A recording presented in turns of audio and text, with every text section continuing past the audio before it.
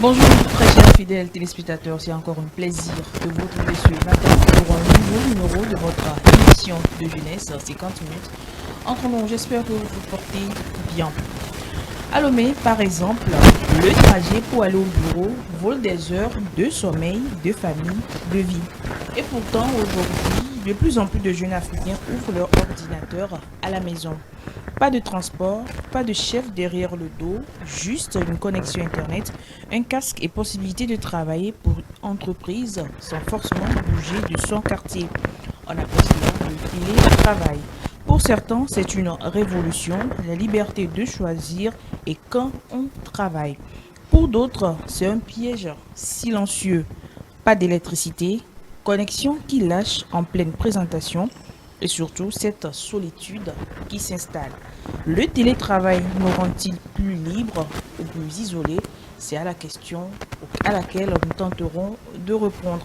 Et justement pour en parler, je retrouve mes amis du mercredi. Bonjour et bienvenue. Bonjour. Comment est-ce que vous allez? Très bien de mon côté, ça va très bien.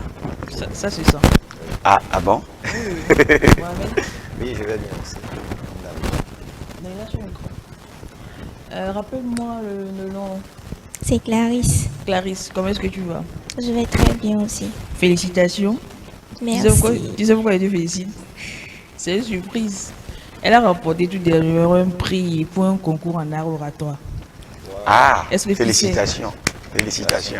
Merci beaucoup. Ah oui, mais tu parais Calme. calme, silencieuse ou bien timide, je vais dire comme ça. Non, c'est le calme avant la tempête. Ah, ok, d'accord. Et ça dépend aussi des circonstances. Je veux bien assister à l'autre circonstance qui montre vraiment, voilà, toutes tes Vous compétences. serez invité à la prochaine fois. Merci beaucoup. Merci d'avoir accepté notre invitation. Nous allons partir pour la transition revenue pour les débats.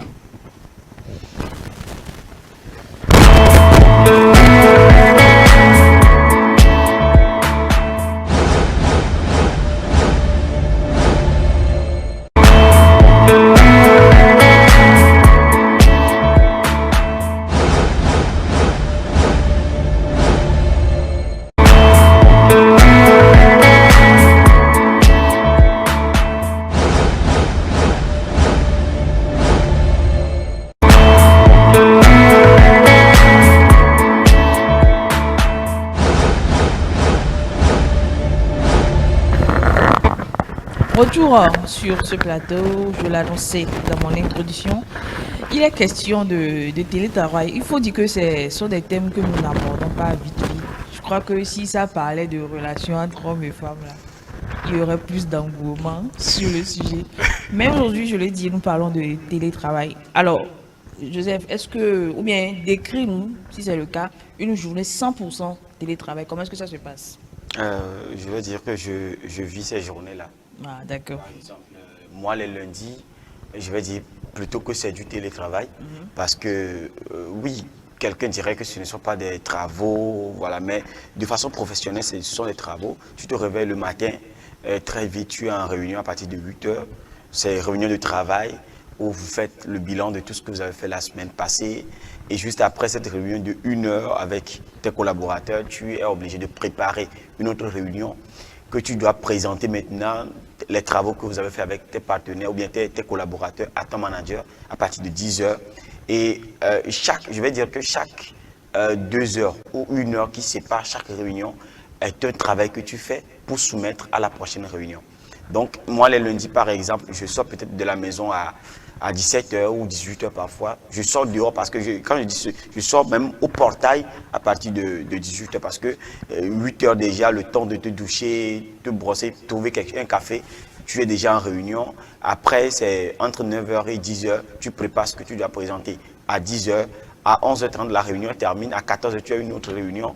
Et à 16h30, tu as une autre réunion qui finit à 17h. Donc, c'est purement du télétravail. Là, tu n'as même pas un patron sur ton dos, mais tu sais ce que tu dois produire lors de la présentation qui va venir à une réunion. Et donc, tu es obligé de travailler.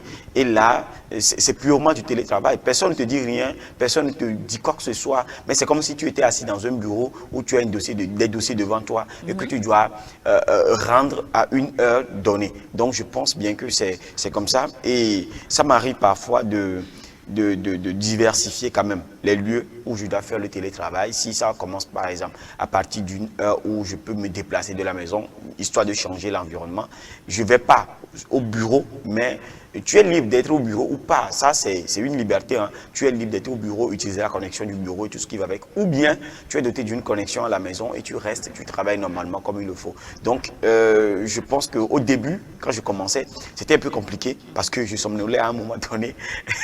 Parce que je n'étais pas habitué à ça. Il faut être dans le mouvement et tout. Mais avec le temps, je me suis habitué. Et oui, on s'habitue. Et puis, ça va de mieux en mieux. Oui. Voilà. Clarisse, tu as déjà vécu cette expérience-là? Personnellement, non. Je suis plutôt actif. Donc, je préfère être dans l'action visuelle. Aller au bureau, quoi. Bon, je travaille pas encore. Je suis étudiante. Donc, disons que ça peut expliquer un peu le fait que je ne fasse pas de télétravail pour le moment. Mais je pense que c'est innovant et que ça pourrait nous permettre de gagner beaucoup plus de temps. Ok. Mohamed? De mon côté, comme l'a dit mon prédécesseur, M. Joseph, je ne l'ai jamais expérimenté en plein temps, mais je l'ai quand même fait les soirs et je continue par le faire. J'interagis avec mes collaborateurs, c'est-à-dire à partir de 19h jusqu'à 23h. Donc je dirais qu'en quelque sorte, c'est aussi du télétravail puisque ça me permet de pouvoir réaliser certaines tâches que je n'ai pas eu le temps de faire pendant la journée. Et aussi, ça me permet de faire un travail qui n'est pas forcément le travail que je dois faire pendant la journée, mais qui me permet de gagner en temps le lendemain et aussi de réaliser quelque chose de surplus par rapport à ce que je devrais faire dans mes activités. Donc je pense que ce que je fais de mon côté, en quelque sorte, je peux dire que c'est aussi du télétravail, puisque ça me permet d'interagir avec mes employeurs et aussi des employés, et aussi avec des collaborateurs dans un domaine donné. Qu'est-ce qu'on perd ou on gagne quand on va au bureau? Puisque c'est ce qu'on fait chaque jour. Qu'est-ce qu'on perd ou on gagne quand on va au bureau? Au bureau, je vais commencer d'abord avec ce qu'on gagne. Tout d'abord, la collaboration avec les collaborateurs, le fait d'interagir physiquement avec les autres, c'est un plus, puisque ça permet d'observer, ça permet aussi d'expérimenter cette collaboration sociale, ça permet de connaître l'être humain, ça permet de connaître son prochain, ça permet d'étudier les attitudes et ça permet aussi de pouvoir comprendre son prochain et aussi d'expérimenter beaucoup de choses. Ça permet aussi d'apprendre de l'autre, puisque quand on est au bureau, nous ne sommes pas égaux bien entendu, mais on peut quand même toujours tricher, excusez-moi pour le terme, tricher dans le bon sens et aussi de copier certaines choses, de gagner en performance, de gagner en connaissances qu'on n'a pas forcément et que l'autre a.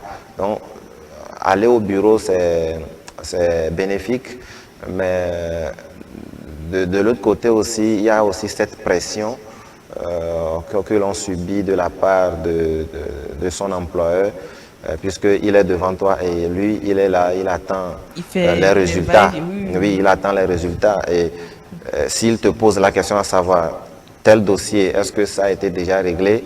Bon, lui n'a pas besoin d'explication, il a besoin du résultat. Donc, le fait que tu l'as sur le nez à chaque fois, c'est un peu stressant. Donc, il y a ce stress-là qu'on ressent quand on est au bureau, surtout quand on est sous les ordres de quelqu'un. Et qu'est-ce qu'on perd? Au bureau, je pense que, mis à part ce stress, je dirais qu'on ne perd pas grand-chose en étant au bureau. Mais quand même, ça dépend de l'être lui-même, de la manière dont il gère son temps dans son bureau. Clarisse? Pour moi, on perd beaucoup par rapport à ce qu'il vient de dire. D'abord, la première chose, c'est la vie familiale. Lorsqu'on est souvent au bureau, on délaisse notre vie familiale, vie personnelle. Imaginez un peu des dames qui quittent le matin. Déjà à 7 heures, elles ont déjà quitté la maison et elles reviennent aux environs de 17 heures. elles n'ont vraiment pas le temps pour les enfants. Et cela se voit de plus en plus de nos jours actuellement. Des femmes qui peut-être entrent encore beaucoup plus tard. Ils n'ont plus le temps ni pour les enfants, ni pour leur mari, pour la famille, les parents et tout. Tout le monde est délaissé à cause du travail. Je pense qu'avec le télétravail, cela permet de réduire un peu et cette absence-là à la maison. Moi, je pense que dans mon travail actuel, je suis plus, je ne vais pas dire télétravail, si on peut dire comme ça, du télétravail et également le travail sur le terrain. Mon travail ne consiste pas à être dans un bureau ou m'asseoir pour traiter des trucs tout au long de la journée. Mais ce qui est intéressant, c'est que moi, je me rends au bureau au moins 2 fois la semaine. Parce qu'il y a des choses qu'on fait et que quand je ne vais pas au bureau, qui peuvent me manquer. Voilà, ce que je perds quand je ne vais pas au bureau, par exemple, c'est quand même ces punchlines-là qu'on lance entre collègues. Et cette manière de nous amuser entre collègues. Moi, je choisis souvent les mercredis ou les vendredis, je ne manque pas d'être au bureau parce qu'il y a une vie collégiale qui se vit entre collègues au bureau. Il y a une atmosphère qui est là, quoi. Tout le monde travaille. Si tu viens le matin, tout le monde travaille de façon intense jusqu'à midi. Ceux qui travaillent même à la maison, à 14 heures, sont au bureau. Juste parce que on a cette tradition-là de se taquiner, de se lancer des mots, dans le bon sens quand même. On se lance des mots, on se taquine quand même dans le bureau. Et quand moi je suis sur le terrain, puisque je travaille sur le terrain en télétravail, si je fais 2 semaines sans venir au bureau, quand je viens la semaine qui suit, il y a des gens qui savent en même temps, toi là tu n'es plus au bureau, ça fait longtemps, tu es parti où? As-tu voyagé, ceci et cela? Donc ça se sent en même temps. Et je pense que ça me manque, c'est pourquoi je vais au boulot. Et puis parfois également, nous avons un service restaurant qui me manque.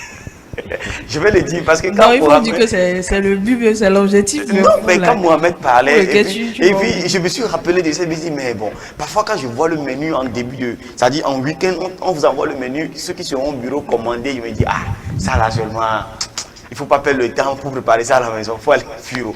En fait, ça également, ça me manque, mais même si mes collègues vont voir cette émission, ils vont peut-être se moquer de moi après, mais ça, c'est la vérité que je dis. Vous voyez aussi, il y a également, quand je ne vais pas au bureau, il y a des données ou bien des résultats que je veux, parce qu'on travaille interdépartemental, tes résultats dépendent, ou bien tes requêtes dépendent de l'action de quelqu'un d'autre. Moi, quand j'envoie des requêtes en télétravail, j'ai besoin quand même parfois de faire un suivi en présentiel au bureau. Là, je taquine un peu le collègue, je dis, ah, collègue, je le taquine un peu, il te demande en même temps, Joseph, tu veux quoi?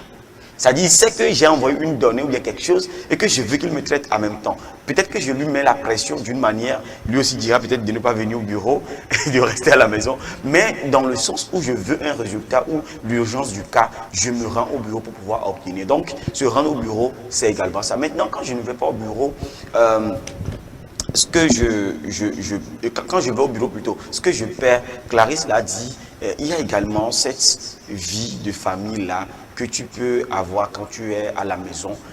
Au même moment, tu travailles, au même moment, tu vis une vie également avec.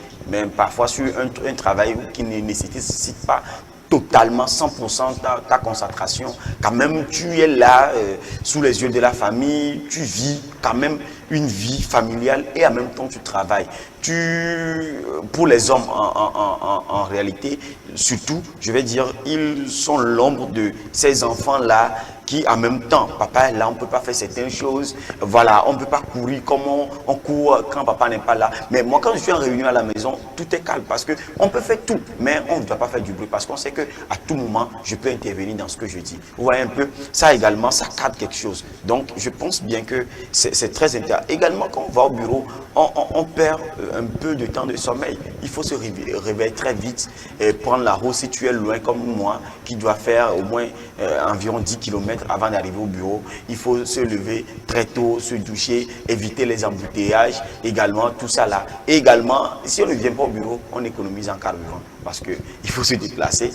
Si tu te déplaces en moto ou tu dois payer le taxi ou le Z-Man, et on économise également cela. Mais il y a une autre chose. Est-ce que quand on travaille à la maison est-ce qu'on dispose également de tout le matériel nécessaire afin de pouvoir communiquer avec les autres collègues ou bien faire le télétravail? Parce qu'il y a le délestage qui peut arriver. Est-ce que tu as une alternative d'un matériel qui pourra te substituer l'énergie de la CET lorsque le courant est parti? Est-ce que tu as la connexion nécessaire afin de pouvoir travailler normalement? Parce que ton l'employeur plutôt n'a pas besoin d'explication, il a besoin de résultats. Tu ne peux pas dire que j'envoie le dossier, la connexion Wi-Fi ne bosse pas. C'est rien, il recevra parce qu'il va se dire peut-être que tu n'as pas fait et que tu es en train de mentir. Vous voyez un tout petit peu. Donc il y a tous ces aspects-là qui entourent la question du télétravail. J'aimerais revenir un petit peu sur ce qu'il a dit.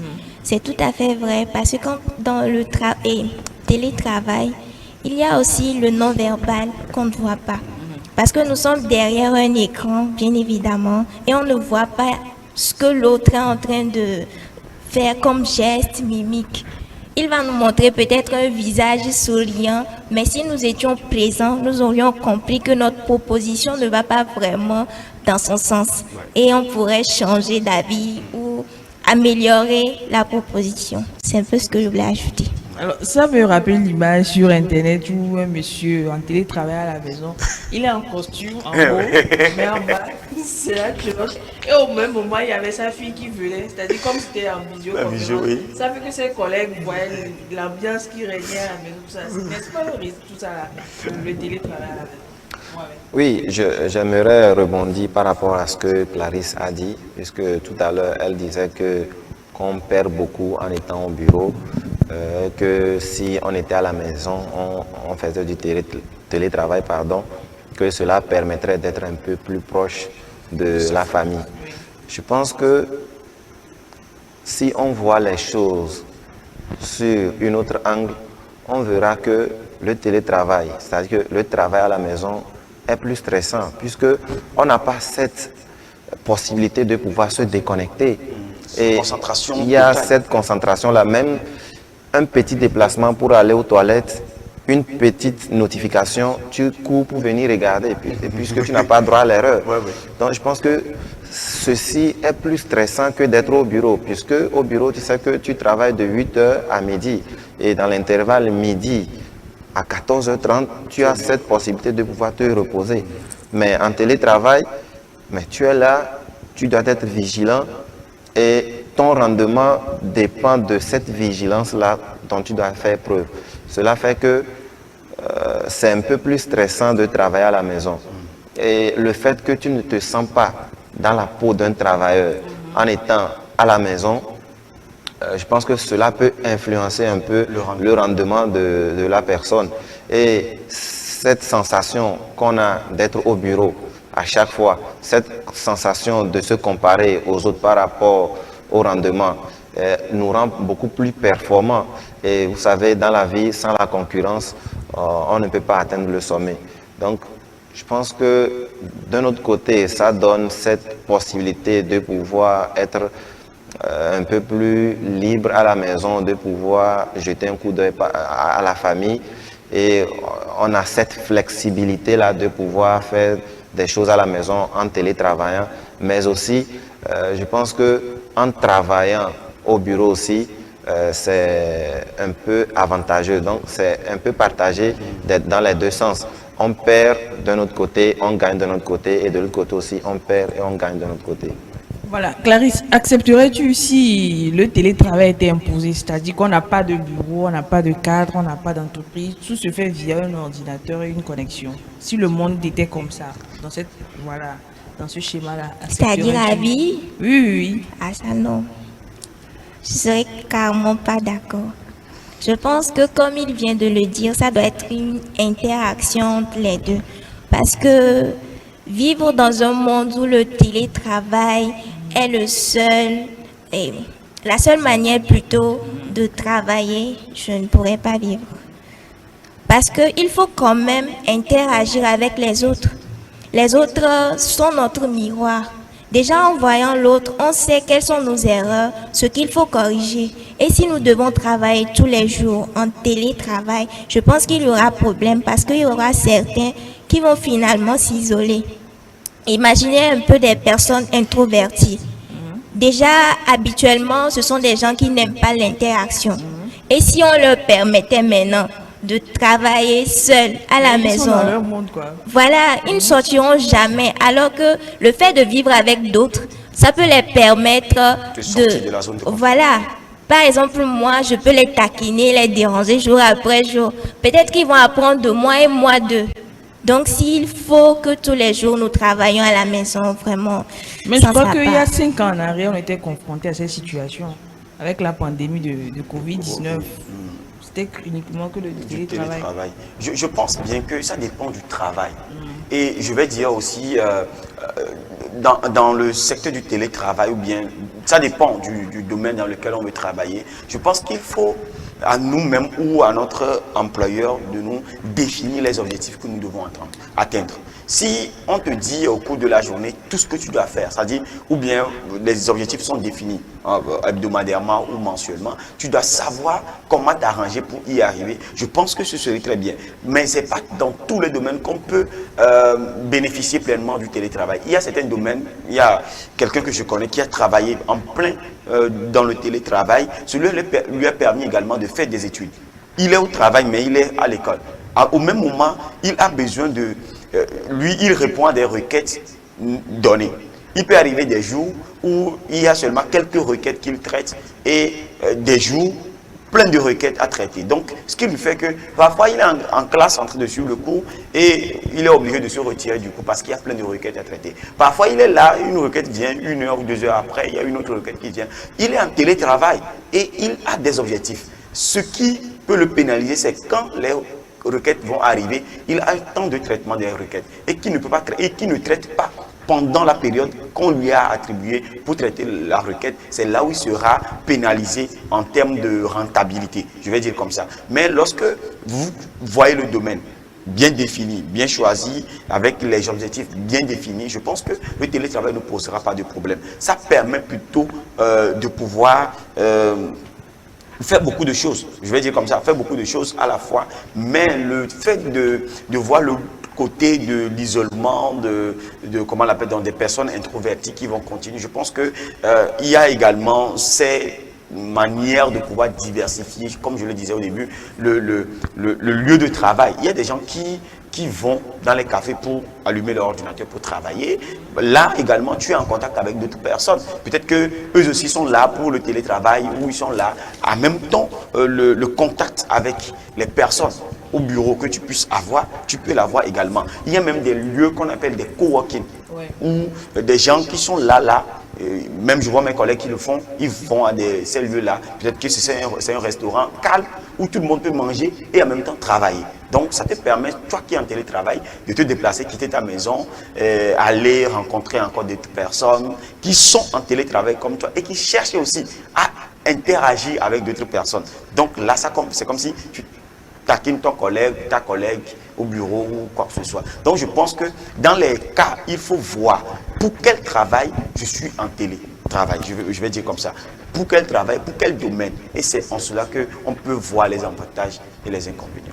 Bon, je suis tout à fait d'accord, mais il faut aussi voir d'un côté et le fait que quand nous sommes en télétravail, on n'a vraiment pas le temps de se décrocher de l'ordinateur ou de l'appareil pour discuter avec les autres.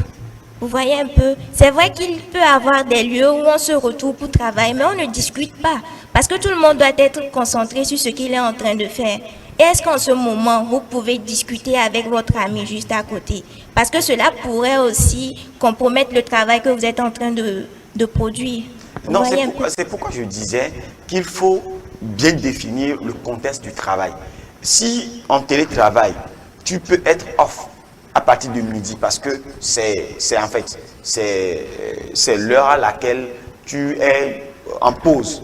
C'est pendant ce temps que tu peux discuter avec d'autres personnes qui seraient également en pause. Il y a certaines personnes, on leur envoie un dossier dans leur boîte mail le matin à 8 h, reçoivent les dossiers, disent que c'est le dossier là que tu dois traiter toute la journée.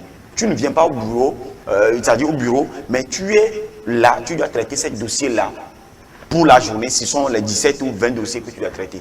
Imagine quelqu'un qui a la capacité de pouvoir traiter ces dossiers-là avant midi. Est-ce qu'il est libre après ou pas? Retour donc sur ce plateau, toutes nos excuses pour ce désagrément indépendant donc de notre volonté. Nous posons la question de savoir si le télétravail était imposé. Joseph. Je disais également, si le télétravail était imposé, je pense qu'il faut connaître le domaine dans lequel on fait le télétravail, définir des règles qui entourent, qui régissent le travail de celui qui doit travailler en télétravail. Donc je pense que tout ça là peut être possible.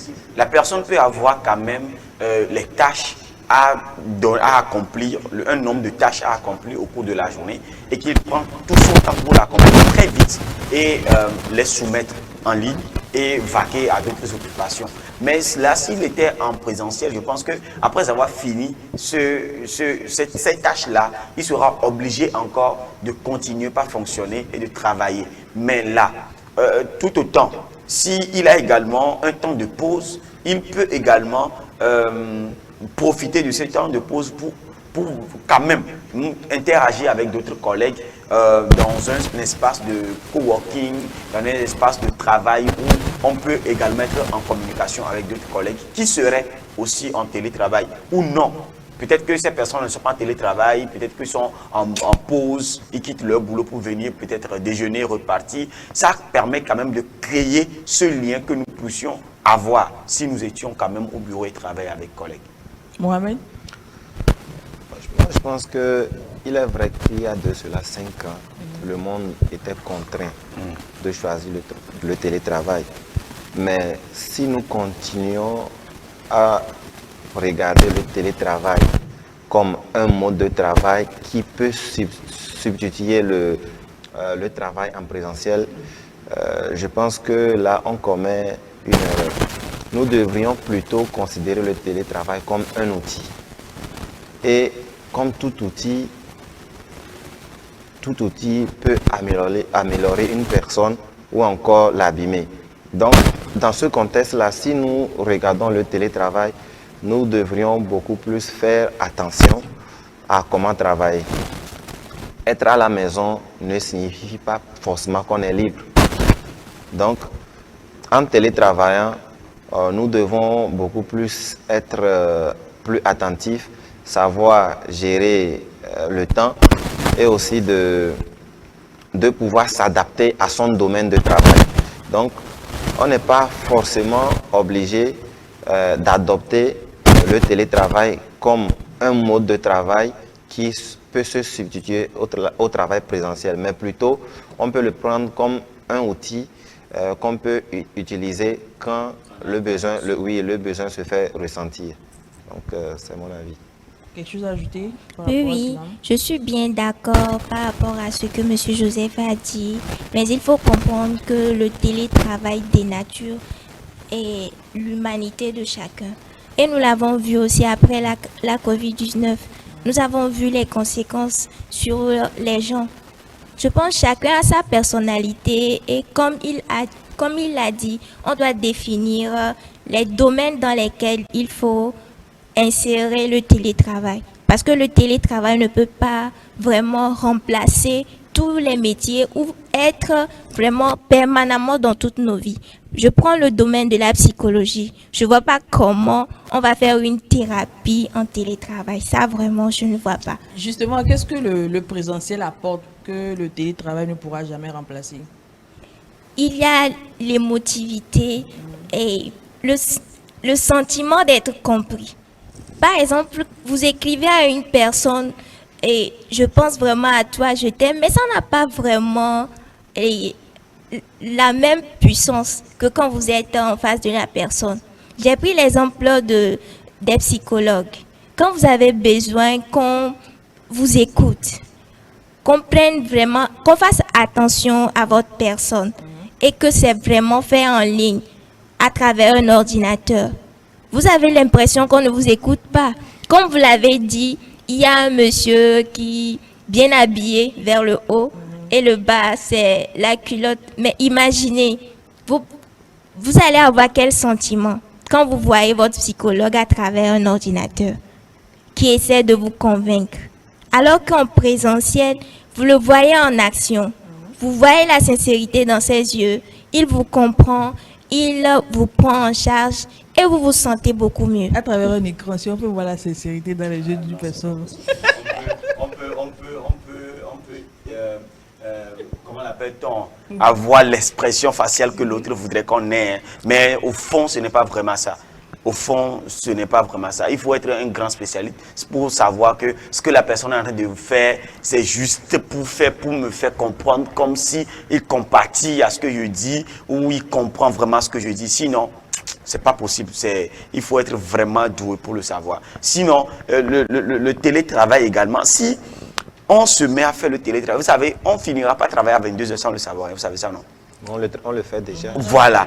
Avec le télétravail, tu seras obligé de travailler même à 22 heures sans le savoir. Et également, c'est une manière de faire plus de travail qu'être en présentiel. Il y a des gens, quand ils ferment le bureau, c'est que tout l'ordinateur même du boulot est resté au bureau avant de partir. Tu ne peux pas l'appeler pour lui dire, fais-moi un truc. Mais si tu es en télétravail, bon, on peut accepter par moment. Et même toi-même, quand tu vois les tâches qui te sont attribuées, tu vas dire, ça là seulement, je dois finir aujourd'hui. Et tu seras obligé de terminer même vers 22 heures. Donc, je pense qu'il y a beaucoup de choses. Je ne pense pas que le télétravail pourra quand même remplacer le travail en présentiel. Non, ça ne pourra pas. Ça ne pourra pas parce qu'il y a tellement de choses que le travail entre collègues permet de développer. Il y a les anglophones qui bon, dans certains domaines des anglophones, je vois souvent ça, ils organisent des team building. Voilà, un espace où tous les collègues se réunissent afin de pouvoir faire des jeux, pour voir. Il y a certains jeux, par exemple, il y a les collègues qui se tiennent la main, certains ferment les yeux, l'autre qui le conduit. C'est juste pour ce jeu-là, ça permet en fait de voir si je fais une erreur dans mon travail, par exemple. Est-ce que l'autre là, moi j'ai les yeux fermés, je suis en train de faire une erreur. Est-ce que l'autre là serait capable de pouvoir me relever, m'orienter, quelque chose comme ça. Ça, en télétravail, on ne va jamais créer ce lien-là. Je ne vais pas dire intimité, mais intimité professionnelle entre les collègues. Ça ne sera jamais créé. Je te connais, on s'appelle en ligne, on se dit des choses, mais vraiment en présentiel, on ne sait pas vraiment qu'est-ce que l'autre aime. Quand je dis quelque chose, même au téléphone, le sentiment, l'expression faciale que l'autre aura pour me faire comprendre que vraiment ça là, je n'ai pas bien pris ou je l'ai bien pris ou non. Ça n'existe pas. Je pense que le télétravail empêche également de se connaître très bien de façon professionnelle entre collègues. Alors, je veux rebondir rapidement. Oui, parallèlement à ce que M. Joseph vient de dire, je pense que c'est parce que beaucoup de domaines ne sont pas encore digitalisés qu'on pense que le télétravail est moins stressant et ça nous procure une certaine liberté. Mais s'il advenait que beaucoup de domaines sont digitalisés, je pense que le télétravail sera plus stressant que le travail. Et comme tu viens de le dire, nous allons travailler 24 heures sur 24 sans le savoir. Ce qui va faire que le travail ne sera plus rentable et le travail ne sera plus fait de manière sérieuse. Ce qui va faire que le travail sera 24 heures sur 24 et qu'on n'a plus cette possibilité de pouvoir se reposer. Je vais donner l'exemple de la Chine.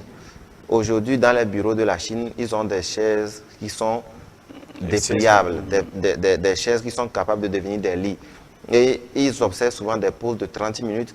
Mais en psychologie, il a été rapporté qu'une pause de 30 minutes, une bonne pause, une pause à la chinoise, pas à l'africaine, une bonne pause rend... La pause à l'africaine, comment ça se tu es sur TikTok et puis tu y es allongé, quoi, tu comprends. Justement. Mais à la chinoise, je pense que tu dors profondément. Une bonne pause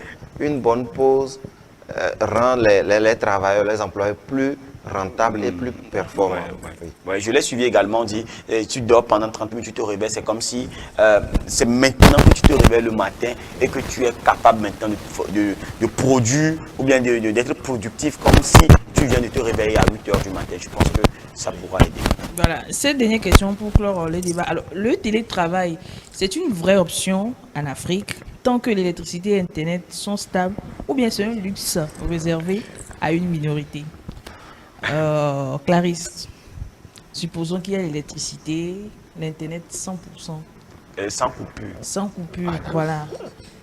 Est-ce que c'est une vraie option en Afrique, ou bien c'est juste réservé à une minorité? Ce n'est pas réservé à une minorité, mais ce n'est pas pour autant vraiment pratique. Parce qu'en Afrique, il ne faut pas oublier que nous avons nos valeurs que nous sommes en train de délaisser. Et je pense qu'avec le télétravail, la dépravation et tout le reste pourraient être trop accentués. Donc pour moi, c'est une interaction et rien d'autre. Le mieux, c'est d'utiliser bien sûr le télétravail et tout en même temps le travail en présentiel. Parce que nous ne sommes pas les autres. Il faut comprendre et adapter chaque situation en fonction de nos cultures, de nos réalités. C'est ça. Mohamed? Oui, je trouve que le télétravail, c'est aussi une option, mais attention à ne pas en exagérer parce que le télétravail permet de faire certaines tâches pour pouvoir préparer ce qu'on a à faire en présentiel. C'est un peu comme dans une entreprise privée, un directeur qui organise une réunion avec ses employés à 20 heures dans l'objectif d'être prêt pour le lendemain pour une tâche précise qui devrait être réalisée en un temps record. Donc, dans ce sens-là, je pense que le télétravail aide le travail en présentiel.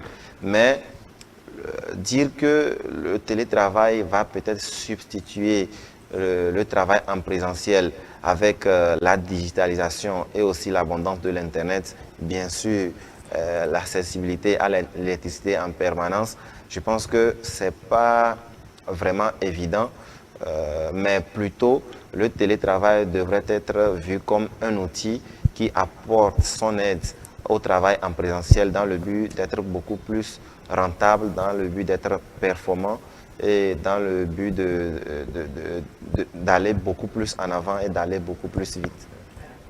Oui, je pense que le télétravail n'est pas réservé pour une minorité. Si nous avons tous, c'est le matériel, le dispositif, l'électricité, comment l'appelle-t-on, la connexion pour pouvoir travailler. Je pense que c'est très bien, mais il faut se rappeler de ce que disait Amadou Apateba. Si nous allons au clair de lune sur la cour de quelqu'un ou bien d'un voisin pour regarder la lune, c'est pas parce que la lune n'est pas chez nous, c'est pas parce qu'on ne peut pas travailler chez nous, littéralement comparé, ce n'est pas parce qu'on ne peut pas travailler chez nous, mais en Afrique, on a cette culture, cette tradition de se retrouver entre nous pour pouvoir le faire. Donc se retrouver au clair de lune sur la cour de quelqu'un, c'est pas parce qu'on ne peut pas regarder la lune chez nous, mais être en groupe pour le faire, c'est encore une valeur que nous développons en Afrique. Donc je pense que le télétravail, si nous l'implémentons pour remplacer le travail en présentiel, serait le fait que je peux passer sans dire bonjour à Clarisse parce que je n'ai pas besoin forcément de faire cette interaction en ligne pour travailler tous les jours de ma vie. Donc, ça va quand même supprimer certaines traditions ou bien certaines valeurs que nous avons en Afrique. Donc, le télétravail peut venir aider, alterner le travail en présentiel et cela pourra beaucoup nous aider aussi. Voilà, le message est passé. Nous allons partir pour la dernière rubrique de cette émission, Top secret de la langue de Wolof.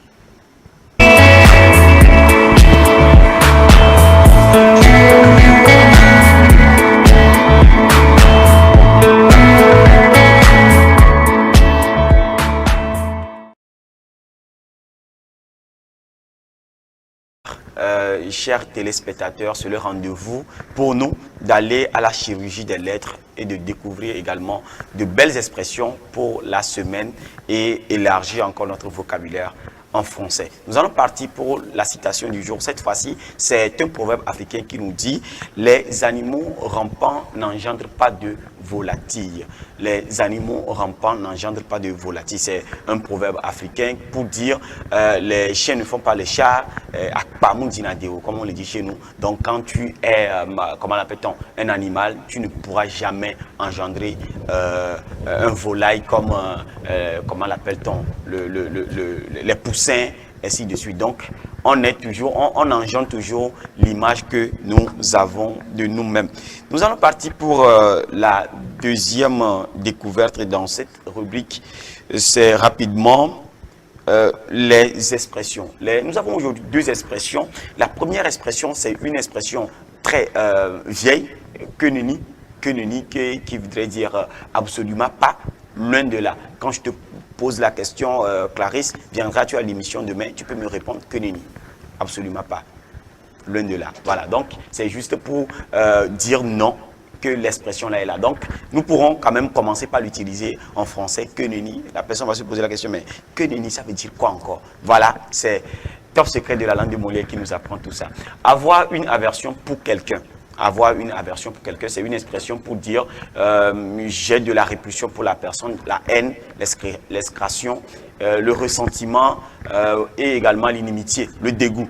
Voilà, donc je vais dire par exemple pour les personnes qui font du mal ou bien qui victimisent les femmes, j'ai une grande aversion pour ces genres de personnes-là. Donc, c'est également pour dire que je déteste ces personnes-là, j'ai du dégoût pour ces personnes-là, etc. Nous allons également corriger une erreur que nous faisons souvent dans la langue française, c'est avec ou sur, utiliser avec être d'accord. Donc, on dit souvent, voilà comme la phrase « je suis d'accord avec cette idée ». Ce n'est pas correct. On va dire plutôt « je suis d'accord sur ce point ou cette idée ». On est souvent d'accord avec une personne, mais on est d'accord sur une idée, comment l'appelle-t-on, un point de vue, etc. Donc, on dira plutôt « je suis d'accord avec toi sur ce point ». Ne pas dire « je suis d'accord avec toi ». Je ne sais pas si on doit dire « je suis d'accord avec toi ». Avec cette idée ou, je ne sais pas, avec ce point de vue. Donc, la bonne formulation pour corriger cela, c'est « je suis d'accord avec toi, je suis d'accord avec toi sur ce point ». Voilà, nous allons partir également pour la conjugaison. Aujourd'hui, nous allons conjuguer le verbe « flaire ». Flairer plutôt, excusez-moi, flairer au présent simple de l'indicatif. Ce verbe-là, souvent, c'est utilisé pour les animaux comme le chien. C'est pour sentir l'air ou voilà, c'est justement ça. Mais c'est utilisé souvent pour les chiens ou bien pour les animaux. Donc ici au présent simple, on va dire je flaire, tu flaires, il flaire avec ES à tu et nous flairons, vous flairez, il flaire ENT au pluriel. Donc pour exemple, on peut dire sur le lieu du crime, le chien flaire l'odeur du sang. Donc c'est juste comme pour renifler. Voilà, pour renifler. Nous allons partir pour la dernière partie, comment l'appelle-t-on en français? Ceci, on l'utilise souvent en cuisine. Je pense que les femmes connaissent le nom ou pas.